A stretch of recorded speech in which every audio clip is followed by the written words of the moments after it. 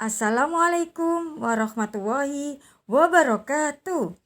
Hai teman-teman, jumpa lagi dengan Bu Ida. Kali ini Bu Ida akan menceritakan kisah Nabi Muhammad dalam judul Renovasi Ka'bah. Sebelumnya kita baca basmalah terlebih dahulu ya. Bismillahirrahmanirrahim.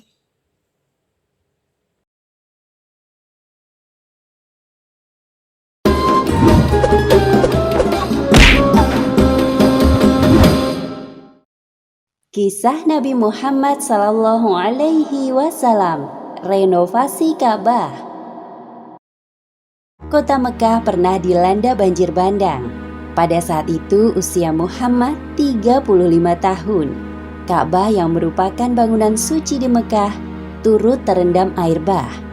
Bencana tersebut menyebabkan kerusakan parah pada dinding Ka'bah. Akhirnya terjadi kesepakatan untuk merenovasi Ka'bah. Sedangkan Muhammad berperan besar dalam peletakan Hajar Aswad. Muhammad dan Khadijah hidup dengan pergaulan yang baik dalam balutan kasih sayang. Setelah menikah dengan Khadijah, orang-orang Mekah semakin menghormati Muhammad. Namun tidak ada yang berubah.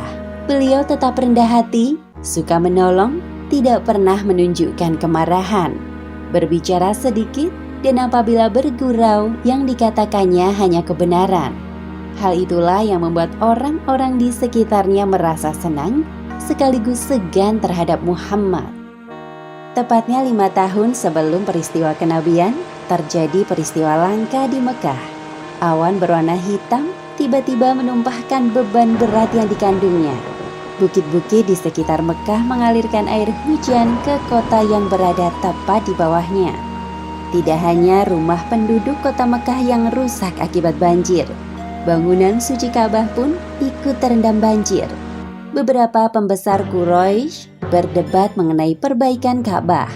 Muncul rasa khawatir ketika mengenang peristiwa penyerangan Ka'bah oleh pasukan Raja Abraha yang mati pada tahun 637 Masehi. Kita tidak bisa tinggal diam melihat bangunan suci kota ini terendam banjir. Tapi aku takut jika pemilik Ka'bah marah kepada kita, seperti peristiwa naas yang menimpa Abraha dan pasukannya.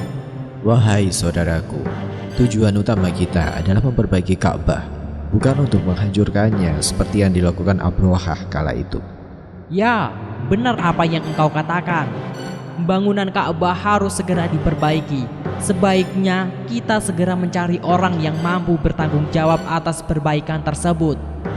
Beberapa saat setelah diskusi dilakukan, diputuskan bahwa Walid bin Mughirah yang akan bertanggung jawab.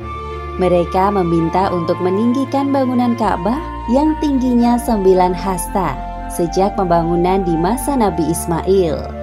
Kami ingin bangunan Ka'bah ditinggikan dan diberi atap agar tidak ada pencuri yang datang mengambil barang-barang berharga di dalamnya. Selain itu, kami tidak menerima bantuan bahan-bahan bangunan untuk perbaikan Ka'bah dari dana yang kotor, seperti hasil pelacuran, keuntungan dari sistem riba, maupun perampasan harta. Semoga engkau teliti sebelum menggunakannya.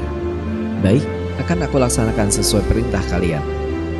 Walid menyanggupi permintaan para pembesar Mekah dan mulai menyusun rencana renovasi Ka'bah.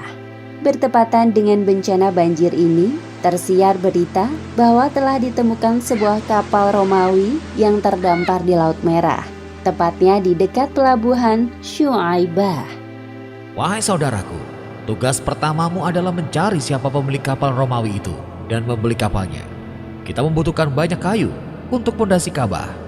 Serahkan padaku, aku akan mengatasi masalah ini. Setelah bertemu dengan pemilik kapal, Walid bin Mughirah bernegosiasi dengannya. Pemilik kapal bernama Bakum. Ia adalah seorang penganut Nasrani yang berasal dari Mesir. Bakum kemudian dikontrak menjadi ahli kayu. Pada awalnya, anak buah Walid tidak berani menyentuh bangunan Ka'bah. Namun pemimpin mereka, Walid bin Mughirah, mengatakan sesuatu yang melegakan. Kita mulai perombakannya dari bangunan sebelah selatan. Setelah itu kita tunggu sampai esok hari. Apabila tidak ada hal buruk yang terjadi, maka kita lanjutkan tugas mulia ini sampai selesai.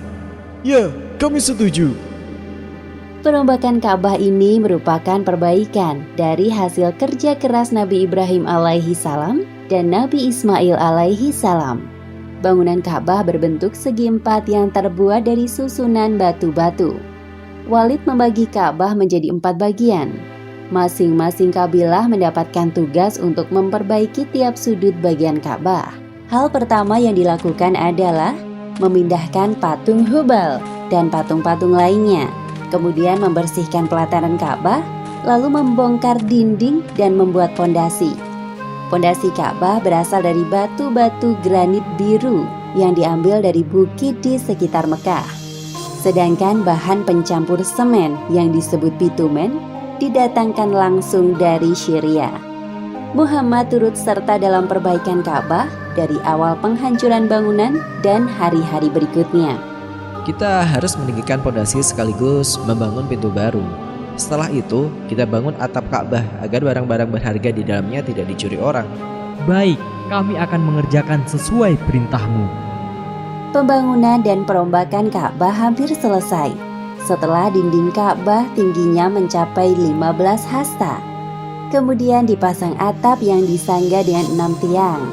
Selain itu, dibangun pintu dan tempat peletakan Hajar Aswad.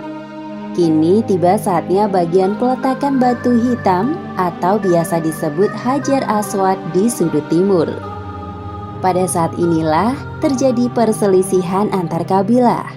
Masing-masing kabilah merasa lebih berhak meletakkan Hajar Aswad pada tempatnya semula dibanding kabilah lainnya. Perselisihan ini terjadi hingga 4 hari tanpa ada keputusan.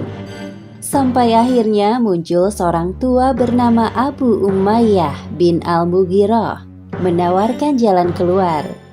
Beliau adalah sosok tetua yang dihormati di kalangan pembesar Mekah. Wahai saudara-saudaraku, hentikan perdebatan kalian. Serahkan keputusan kalian kepada orang yang pertama kali masuk lewat pintu Safa. Orang-orang setuju dengan usulan Abu Umayyah. Mereka pun menanti siapa yang kira-kira datang pertama kali.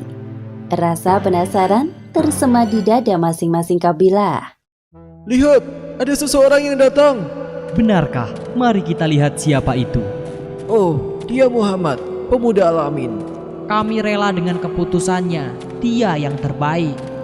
Orang-orang Quraisy bersorak lega, sekaligus gembira melihat kedatangan Muhammad. Sedangkan Muhammad bingung dengan penyambutan yang dilakukan oleh para kabilah. Apa yang terjadi sebenarnya? Mereka lalu menceritakan tentang permasalahan yang terjadi. Sebelum membuat keputusan, Muhammad berdoa dalam hati agar tidak salah langkah. Beliau juga tidak menginginkan pertikaian ini berlarut-larut terjadi. Tolong, ambilkan aku sehelai kain. Baik, tunggu sebentar. Orang-orang penasaran dengan apa yang akan diperbuat Muhammad. Setelah kain dalam genggaman, beliau menghamparkannya ke tanah. Kemudian beliau meletakkan Hajar Aswad di tengah-tengah kain. Untuk setiap pemimpin dari masing-masing kabilah, dipersilahkan untuk memegang ujung kain ini. Kemudian, mereka bersama-sama mengangkat Hajar Aswad menggunakan sehelai kain dan Muhammad bertugas mengembalikan Hajar Aswad ke tempatnya semula. Akhirnya, beliau berhasil menghentikan pertikaian tentang peletakan Hajar Aswad. Semua kabilah merasa puas dengan keputusan Muhammad yang cerdas dan bijaksana. Demikianlah akhir kisah renovasi Ka'bah pada zaman sebelum Muhammad diangkat menjadi nabi.